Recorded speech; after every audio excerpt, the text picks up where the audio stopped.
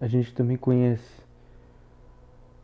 a distribuição de probabilidade do estimador da proporção, né, a proporção amostral. A gente também pode aplicar teste de hipóteses para esse parâmetro. Então, imagine que numa linha de montagem, o controle de qualidade encontra 8% dos produtos finais com defeito. E que os funcionários, né, passaram por uma capacitação e agora o gerente quer saber o impacto dessa capacitação na qualidade do produto. Então, num controle de qualidade, foram selecionadas agora 1.000 unidades e nessas 1.000, 63 estavam defeituosas. Então, ele quer saber, para um nível de significância de 5%, se há indícios de que essa proporção de produtos defeituosos diminuiu.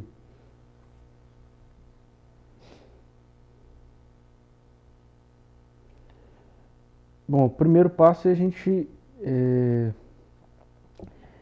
definir as hipóteses, né, e qual tipo de teste vai ser.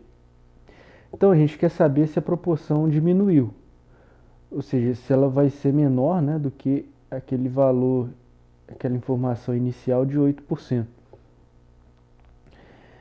Então, para a gente colocar uma margem, né, para aceitar que ela diminuiu, o limite que a gente vai adotar, né, vai ter que ser um valor menor do que essa proporção inicial de 8%, né?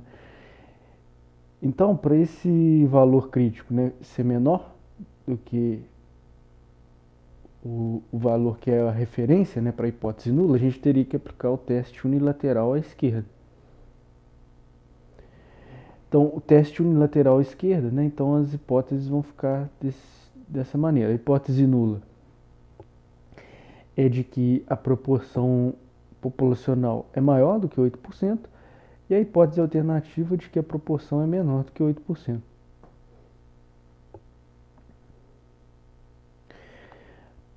Para o teste unilateral em um nível de significância de 5%, né, o valor limite para normal padrão, né, seria menos 1,64.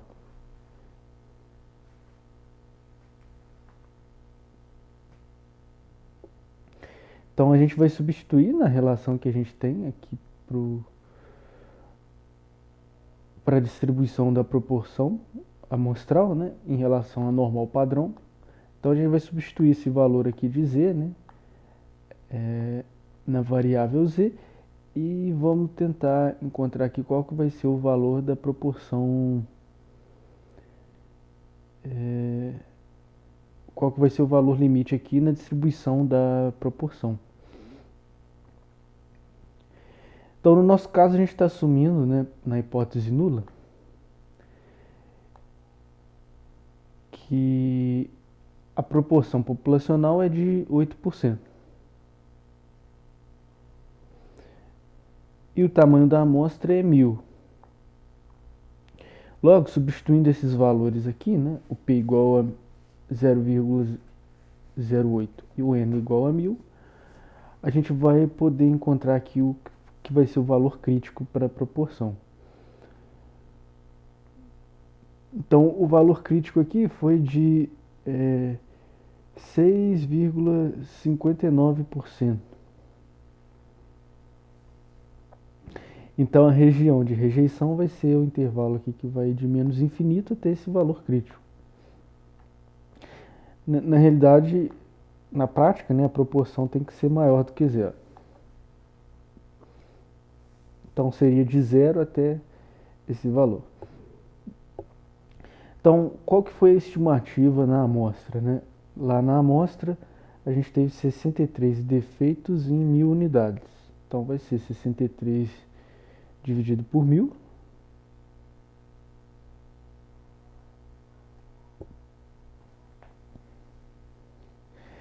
Então, aqui, esse valor foi menor do que o valor crítico, né? Então, a estimativa caiu na região de rejeição.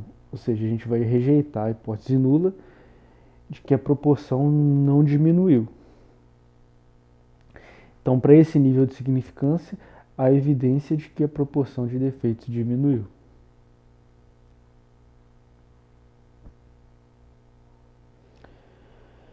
A gente também conhece a distribuição amostral, né? Do caso da média com desvio padrão populacional desconhecido. Então também a gente pode aplicar teste de hipóteses nesse caso.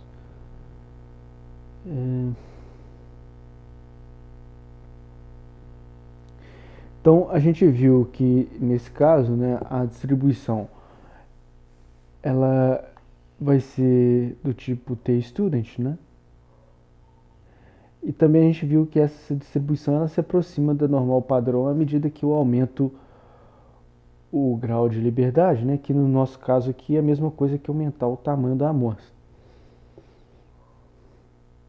Então a gente vai usar essa aproximação pela distribuição T-student, né? Então a gente vai ter que ter algumas condições.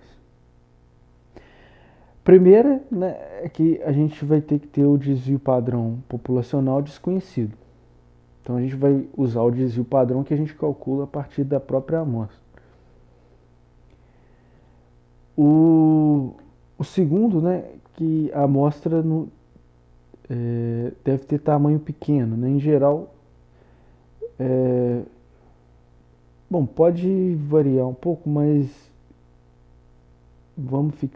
poderia fixar aqui no valor amostra de tamanho 20, né? Acho que a partir de n igual a 20, essa distribuição já começaria a ficar bem aproximada pela normal padrão. E aí a gente poderia olhar direto para as probabilidades olhando a normal padrão. E tem uma terceira condição que eu esqueci de colocar aqui, mas que também é muito importante, né? É que a distribuição populacional tem que ser do tipo normal.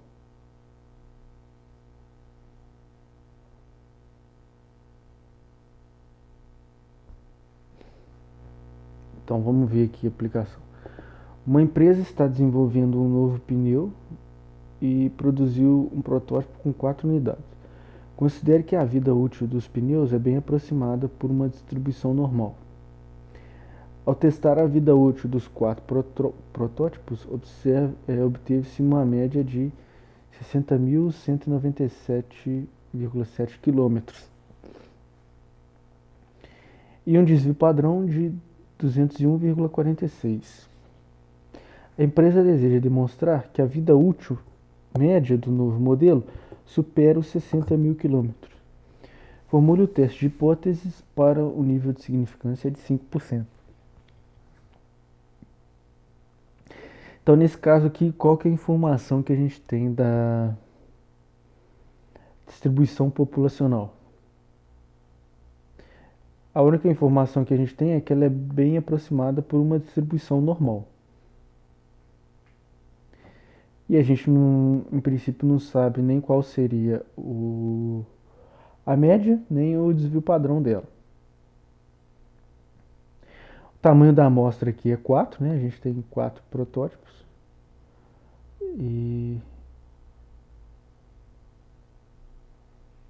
Então repara que a gente teria aqui na realidade, as 3 condições que eu mencionei, né?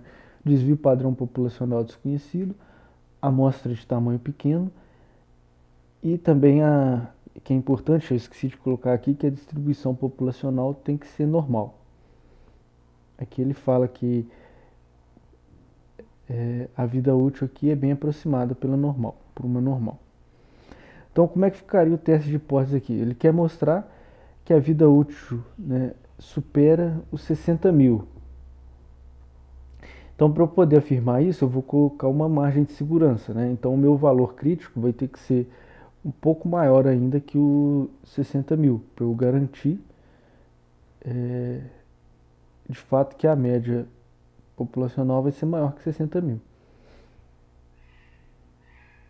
Então, o teste que a gente vai aplicar vai ser o teste unilateral à direita. Aí, como é que ficam as hipóteses nesse caso, né? A hipótese nula é de que a média populacional é menor que 60.000 E a hipótese alternativa é de que a média populacional é maior que 60 mil. A estatística do teste, né, ou seja, a distribuição que aproxima o estimador, né, quer dizer, a distribuição do estimador vai ser dada aqui por essa relação, onde mi é a média populacional, que no caso vai ser que a gente está assumindo na hipótese nula, S o desvio padrão populacional, N o tamanho da amostra, e T vai ser a distribuição T-student, nesse caso com N-1 graus de liberdade. Como o tamanho da amostra é 4, né, a gente vai utilizar a distribuição com 3 graus de liberdade.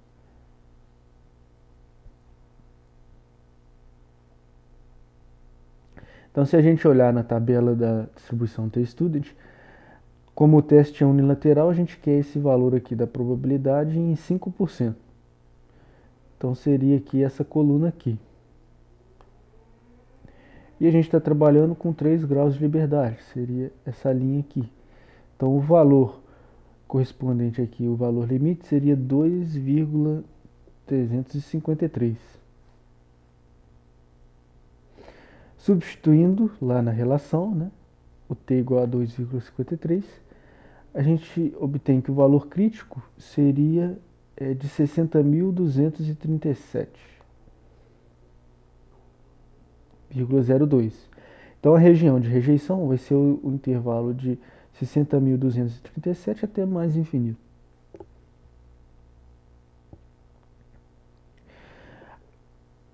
A estimativa